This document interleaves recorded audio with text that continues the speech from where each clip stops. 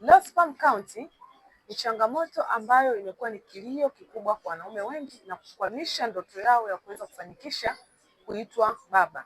Kuna changamoto ambazo zinaweza kusababisha mwanaume kuwa na changamoto ya low sperm count. Changamoto ya kwanza ni varicocele, mishipa ya damu kuvimba na kupasuka katika korodani. Hii ni changamoto kubwa inayosababisha mwanaume kudhoofisha mbegu zake na kupata changamoto ya low sperm count, hatimaye kutokuwa na uwezo wa kuweza kusababisha ujauzito. Changamoto ya pili inayosababisha low sperm count ni matatizo ya homoni, hasa homoni zinazohusika na mfumo wa utengenezaji wa mbegu za kiume, ikiwemo homoni ya testosterone, ya follicle stimulating hormone, luteinizing hormone, estrogen na inhibin. Changamoto nyingine ni magonjwa ya kisukari na magonjwa ya shinikizo la damu. Magonjwa yanaenda kuathiri pia mfumo wa damu na kuna kuathiri pia uwiano wa homoni mwilini. Sasa maambukizi ya bakteria wabaya, mfano epididymis au maambukizi ya magonjwa ya zinaa inaweza pia kusababisha mwanaume kutokuwa na uwezo wa kuweza kufundisha ujauzito kwa kwenda kuathiri mbegu zake na kupelekea changamoto inayofahamika kama low sperm count.